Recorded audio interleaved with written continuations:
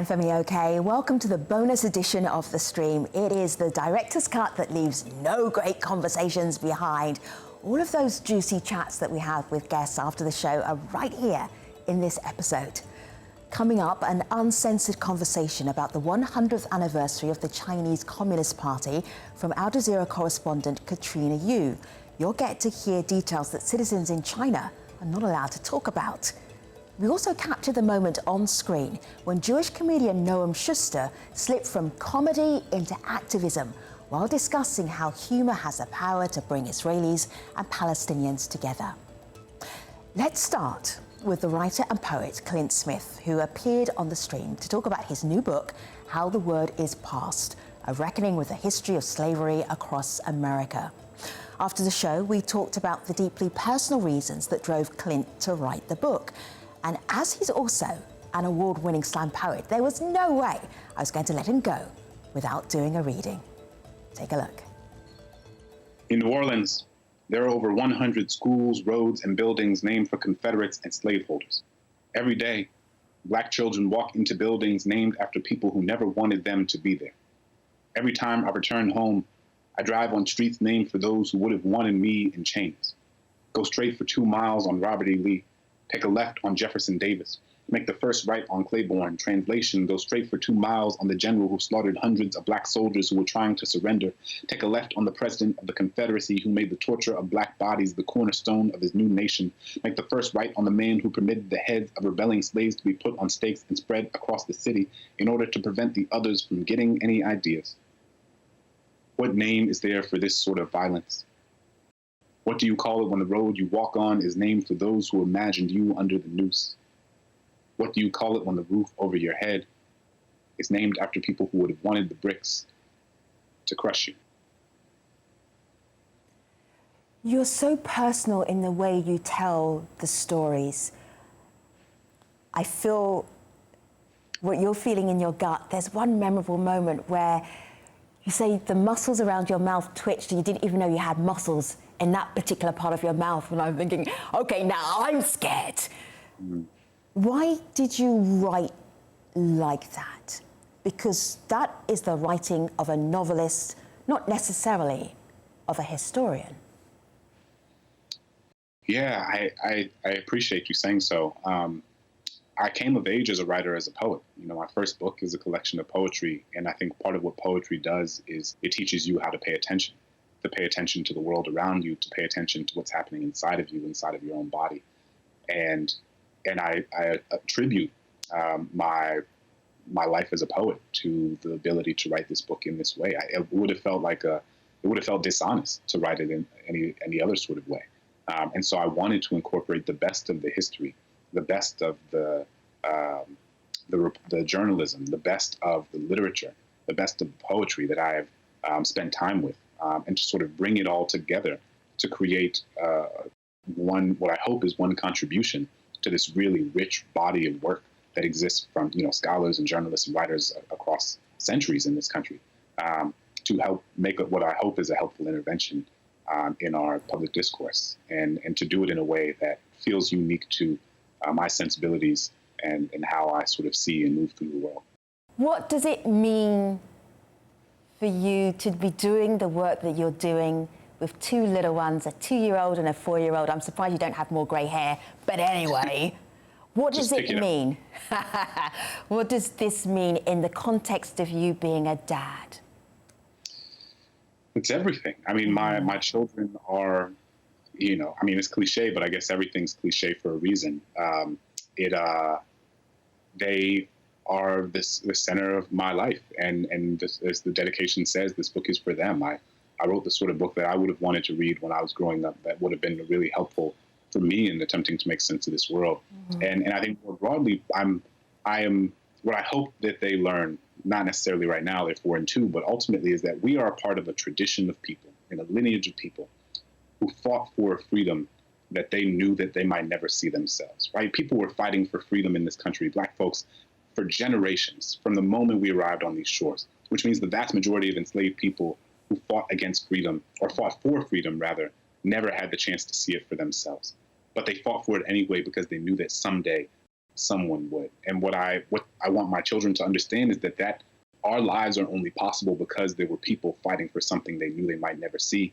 And what responsibility does that bestow on us to fight for a more just, more equitable, more beautiful world in ways that we might never benefit from ourselves. But we do it because people have done it for us, and it is our responsibility to do it for others.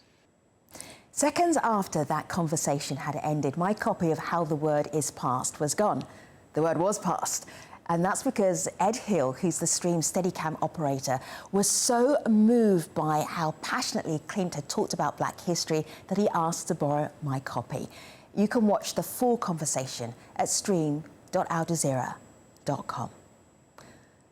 Noam Shuster is a Jewish comedian who has managed to find comedy in the fraught relationship between Israelis and Palestinians. Her story is told in the new Witness documentary, Reckoning with Laughter. Noam Shuster returns to Israel. Noam makes me laugh.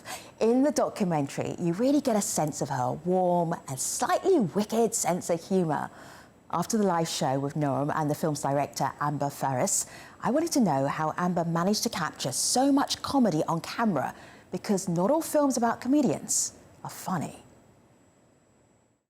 I mean, Noam just translates. Like, Noam just transcends sort of all of this, and her whole being is sort of funny and relatable. So it's not anything that I had to do. I just point the camera at her and let her go. But I think, you know, one of the things about Noam is that she, in her whole like sort of being, sort of embodies this world that we all want to live in, that is like so inclusive and is funny and is warm and is emotional.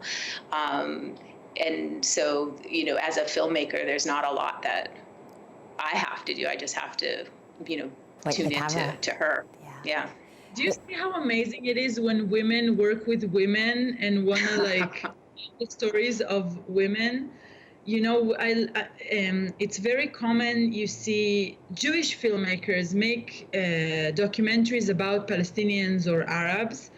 But the fact that Amber is an Arab filmmaker that is making a film about me, it has a lot of meaning and context to what we're doing. And it's very, very, you know, Amber is saying, oh, it's Noam, but it's very complicated what Amber is doing. I'm all over the place. I'm doing a million things and I don't even know who I am.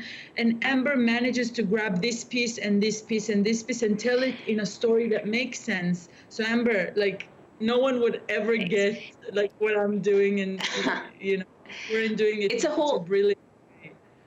And when Noam says, it's a whole team. It's not just me. We have a producer, Rachel Leah Jones, who is an amazing documentary filmmaker, director, and producer. And our editor, who is Rabab Haj Yahya, is a Palestinian citizen of Israel. So she, speaks all the languages: Hebrew, Arabic, and she was also the editor of my last film, Speed Sisters. So, I mean, filmmaking isn't a singular thing. It's not just me. It's an entire team that comes behind it. So, but this team is predominantly women, and that's really something special. The team is very special. Say that Amber did live in Palestine for 7 years, and you know, I see my role as an Israeli Jew. My role is being part of the struggle to liberate, you know, not only the Palestinians from this brutality and aggression and injustices of the occupation, but also us from this. And it's really a responsibility and a mission that I carry on my shoulders, among many, many things. And it's time that we speak up. It's time that the world knows that that not only Palestinians need to be at of course, Palestinians need to be at the forefront of their liberation, but there are allies and there are people from within the system that oppress them that are saying, no, enough. This is it. We're joining you because your liberation is our liberation, and it's my role as an Israeli Jew to do whatever it takes to speak up And this is one of the outlets. So if this is, this is what it takes, I'm totally there. I'm not scared. I'm not ashamed. I'm proud to be an ally in full solidarity with Palestinians. I say it out loud that I didn't serve in the army, and I resist military service. I use my Arabic to break this racist system. I encourage Jews to learn and use their Arabic not for military and intelligence purposes. And it's time to change the story. It's time to be, it sounds like a cliche, be the alternative. Speak about change. Enough. It's really enough. So this is, for me, it's a time where finally, my voice is, my voice is getting receiving stage, but I hope that I'm speaking for many other people. Yeah, and I think that's a really good point, what Noam just said about allyship. And when we're talking about that in the context of like of issues globally, about how do we be an ally to Indigenous communities? How do we be an ally in our own countries? And I think Noam is such a great example of that. I mean, I'm Canadian myself, and we all know the issues that are going on in Canada right now. And I'd have to ask myself, like, how am I an ally to the Indigenous population of Canada? And I think that is one of the things I really love about Noam and this project, is that it really transcends Israel-Palestine, and we can all take something from it in terms of the issues we're dealing with within our own countries. Amber's film, Reckoning with Laughter, is now streaming at aljazeera.com. Just look for the Witness tab at the top of your computer. The United States has been at war in Afghanistan for decades, but now troops are finally leaving. What will the departure of the US military from Afghanistan mean for the country? That's a question that Josh Rushing asked while hosting the stream this week. It was a huge conversation, and the guests were more than happy to continue it after the live show. There was actually some video comments I wanted to bring in. One is from a history professor at Stanford, Robert Cruz, who sent us this comment, and I want to try to get you guys to respond to it after we play it here. The U.S. withdrawal from Afghanistan has created a dangerous political vacuum, one being filled by the Taliban and anti-Taliban militias. The U.S. has lost much of its leverage over the Taliban, but it should still do everything in its power to counter its momentum and to try to avert wider civil war. It must push the Afghan government to become more inclusive and responsive to an Afghan public, and it must create incentives for Afghanistan's neighbors to engage in peace and find a regional peace agreement. Finally, the U.S. must do more to protect vulnerable civilian populations, ranging from the ethnic Hazara community to journalists and intellectuals. And while defending women's rights to go to school, to work, and to engage in politics, the U.S. must also prepare for a refugee crisis. Jazeera, this could be the beginning of a massive refugee, displaced civilians situation, really crisis. What needs to happen in terms of civilians displaced in the country because of the Taliban? Well, regardless of the political message of these displacement people that they are leaving their house and their shelter, it's just today we learned that more than 3 million Afghans are facing that crisis, and that means like almost 10% of the Afghan population. It will really bring more crisis. It will may damage more society to build up themselves back and regaining for the government the trust of the people. So that's a clear message. People don't like the Taliban. Beside of that, they are looking for a safe place where they should fit themselves. It's not really easy for someone to travel from village that everything been destroyed or near to be destroyed. So people have choice between saving their life or their shelter. And that's the most worst. We are facing lots of crises, economical crisis, the COVID-19 crisis left, natural disaster we are facing, and that's another crisis, which is Afghanistan cannot tolerate it. I think the government shoulder is extremely heavy to carry on all the pressure. I do believe this is the time that rather than, let's say, political points of view, we have to think things more in a humanitarian perspective. So security is important, but human security is more important. So that's what we need, the cooperation. It's been 20 years. Is the government ready to stand on its own? That's the question. And that's really the question people are asking, right? Is that, has the government at all prepared for this moment? You know, in 2015, John McCain came to Afghanistan, and he was talking about the U.S. needs to continue its war and needs to be here and so on and so forth. And I remember I asked him, I said, as far as you know, is anyone in D.C. planning for, whether it's 5 years down the line, 100 years down the line, for a U.S. withdrawal? And is anybody in Kabul planning for it? I don't remember his specific, but I think he just avoided the question. But this is precisely the problem, is that the people don't feel as if there is a concrete plan, you know, as if they can rely on this government, you know. This is what I'm saying, is that people feel caught up between a corrupt government and a barbaric terrorist organization. And so now is the time for the government to step up, to show that it can be inclusive of all people, that it can eliminate corruption, that it can, you know, provide security, that it can do something about the economic situation, and that it doesn't need to constantly rely on outside help. And now it's really up to the government to prove it. Finally, we head to China, where the Communist Party is celebrating its centenary. Katrina Yu, Al Jazeera's China correspondent, joined Josh Rushing for a candid conversation about the successes and failures of 100 years of the party in China.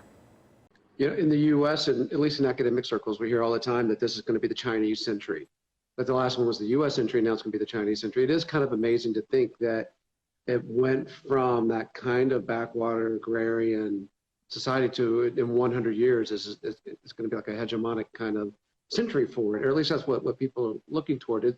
Is there, I know that there's probably a lot of pomp and circumstance around that narrative and the success of that, but I'm curious as a journalist, you know, what stories won't get told today that it took to get there? So today, and basically in the lead up, Josh, this event, we've been hearing nothing but about this centenary for months now. Since the beginning of the year, the government was flagging it. And this is, I mean, the Chinese government is pretty heavy on propaganda. It's pretty heavy on pushing communist ideology. But in the lead up to this event, it's kind of been on steroids. It's kind of, if I can say that.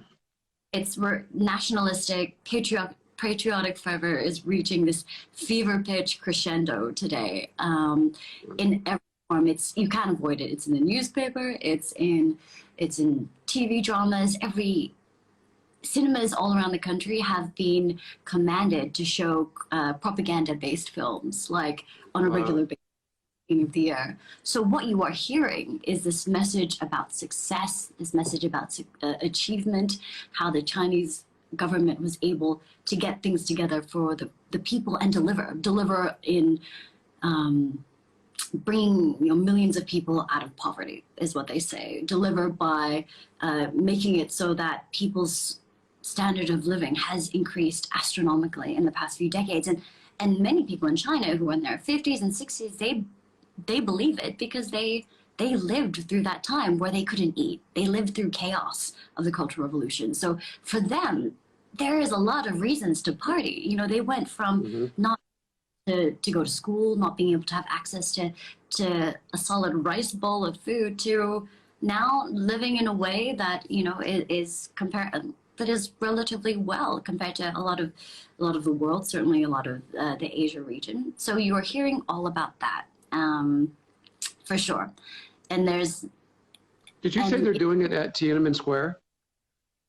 Yes, they're doing one big celebration in Tiananmen Square. But just to your point, what you're not going to hear, I mean. Exactly. So there's two. What you're not going to hear is basically any failures that the Communist Party, or blunders. So you're not going to hear about the 1989 crackdown in Tiananmen Square after the mass pro-democracy protest, which was a huge tragedy, and we don't know how many people were killed, you know, thousands. You're not going to hear about all the blunders of Mao Zedong, the Great Leap Forward in the late 1950s to 1960s, where millions of people potentially died of famine because of this horrendous policy. You're not going to hear about mistakes that were made which led to the pandemic, the Chinese government is controlling information so strictly. So this is not going to be time to reflect on what the Communist Party could have done better at all. Yeah. Yeah, and when you say they're doing it at Tiananmen Square, I mean, to me, it seems like a bit of irony, because when you mention Tiananmen Square around the rest of the world, there's a singular image that comes to mind of a guy standing in front of a long row of tanks. And today's image, I assume, will be very different, huh? That's interesting, because that's definitely what I think about and what I thought about before I came to China. But you have to remember, it's anathema to talk about the Tiananmen Square crackdown here. Nobody, no textbooks mention this. The internet is censored, controlled, so you can't search for this. So most people would have never seen this image of Tank Man and Tiananmen Square. People are just not aware, and it's kind of crazy. My friends who are of my generation, born in the 1980s, they found out because they went overseas. Or there was a time, you know, our cameraman talks about, he went to Tsinghua University, one of the most prestigious universities here. It's like a top university in China. And he had a professor who, you know, he was going through the history of China and then had one PowerPoint or whatever it was back then, a slide of Tank Man, and said, I'm not going to talk about it too much, but you can go to the library and find some information about Tiananmen Square. So this was like, you know, I don't know, maybe 10, 15 years ago, say. But now, that would never happen. You would never have a professor show a slide like that. You wouldn't even have any section of the library, certainly in any sanctioned university, have information about Tiananmen Square. So for people living in China, Tiananmen Square is simply a huge government venue. It's the center of power here in China. It's across the pond from where Xi Jinping lives. It's across from the Forbidden City. It's a historical landmark. It's surrounded, the square itself is huge. It's surrounded by the Great Hall of the People, which is where all the important meetings take place. And on the other side of it is the National Museum of China. And then it faces the Forbidden City. So what Tiananmen Square means to the Chinese people is vastly different to what it means to most people outside of China. That's so interesting. And then, so what would people in Beijing know about what's happening in the West with the Uyghurs? Okay, so for a while, they didn't know much until this year, because we've had so much international criticism. China has been responding and fighting and biting back. We've had this rise. One of the stories that I've been doing recently is this rise of this so-called wolf warrior diplomacy. China basically having this tough, assertive, completely unapologetic stance on many of its policies, and the policy towards the treatment of the Uyghurs is one of them. So because we've had China come back and put forward its own perspective on the story, that is what the people in China know about. So they know that for decades there was separatist violence in Xinjiang, that there were people attacked, a lot of people died, many of them Han Chinese, that it was chaotic. They know that these many of the people living there follow Islam, but they don't know to what extent it's about that. The message here is that it's about counterterrorism. It's about bringing stability and order back to Xinjiang, that these are not re-education camps, that there is no human rights abuses, that this is vocational training centers to improve the economic opportunities of the Uyghurs.